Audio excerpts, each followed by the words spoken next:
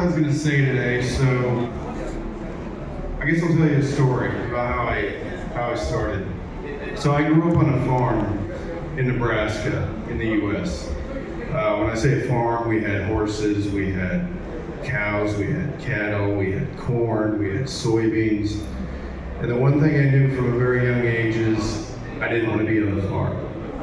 So when I turned 7, I was the youngest in my family. When I turned 7, that is the day, or that's the age when my father said I had more responsibility. So because of that, he thought that I could handle BB gun. I don't know if any of you are familiar with the BB gun. Use it to shoot birds, shoot squirrels. It's a big deal. I didn't want a BB gun. I wanted a Walkman.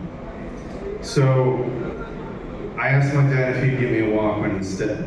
And I could tell he was a little disappointed, but he wanted to make me happy. So he bought me a Walkman. It wasn't a Sony Walkman either. It was like the cheap version that you can get in Nebraska at the time. So I started my journey on, at the time, I think it was probably $20, $25, $30 Walkman. And what it enabled me to do was not be on the farm anymore. And I spent hours listening to music. I spent hours, fantasizing about not being on the farm. There's nothing wrong with the farm. I love the farm. I still go back to the farm sometimes.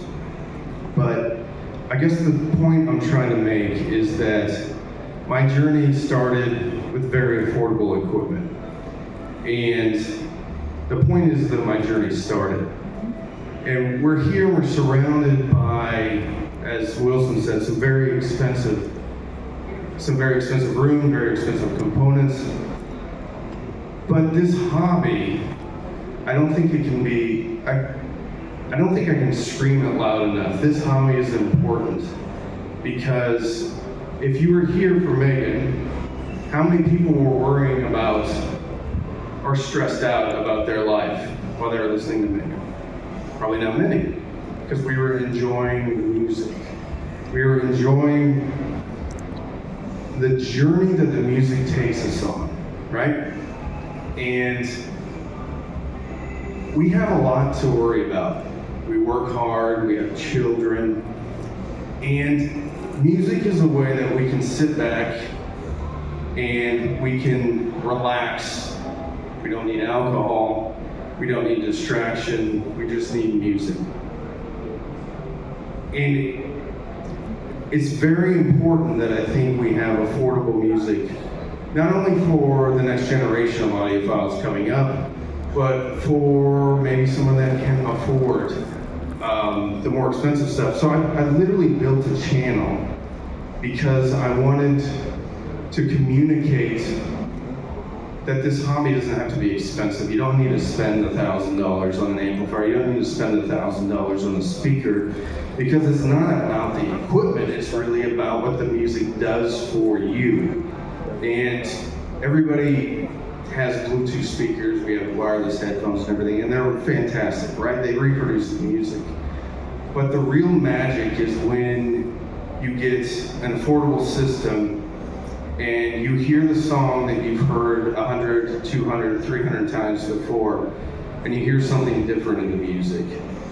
And at that point, I think a new hi-fi enthusiast, a new audiophile is born.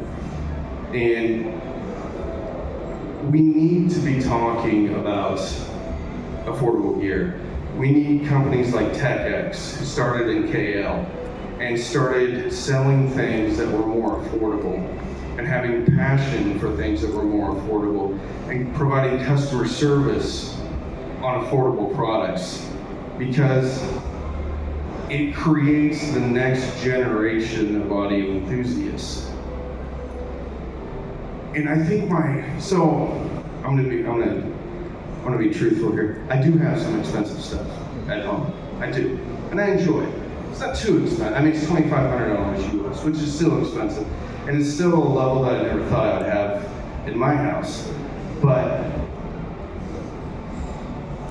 that Walkman, I didn't know it when I was 6 years old in 1982 or 1983, whatever it was. But that is the reason why I'm standing here today. I'm in Penang, Malaysia. I mean, how cool is that? I came halfway across the world to be able to sit here or stand here and talk to you all. But had it not been for that, I never would have started a YouTube channel. And I never would have, been an advocate for people that don't have a ton of money to be spending on the hobby. Now, most people, even if they spend just a little bit on their system, or a modest system, or mid-fi or low-fi system, most people aren't going to stop there. Most people are going to come in, they're going to buy it, they're going to be interested. Some people will stay there, but I would argue that the majority of people, as they have more money, as they get older, they're going to continue their journey. And so I think most of the high-end companies, most of the companies here selling $10,000 speakers should celebrate affordable hi-fi, because that's their next customer. It may not be next year, it may be in 5 years, but without affordable audio, there is no expensive audio. Because most of the people buying expensive audio have a little bit of gray hair, right? A little bit of gray in their beard. 10 years, they're not going to be around anymore. So we need new people. We need new customers in this industry. And it starts at the lowest level. It starts where the barrier to entry is low. And so without affordable audio, my dreams would come true. I get to create YouTube content for a living. I get to listen to speakers and amplifiers for a living. And I have a friend that I used to work with, and he calls me and he's all stressed out. He's like, "What are you doing?" I said, "I'm listening to some speakers. I'm working." And what a cool job it is to be able to do what I do. So I don't know if there's any questions. I don't even know. Oh my goodness, I only went 12 minutes.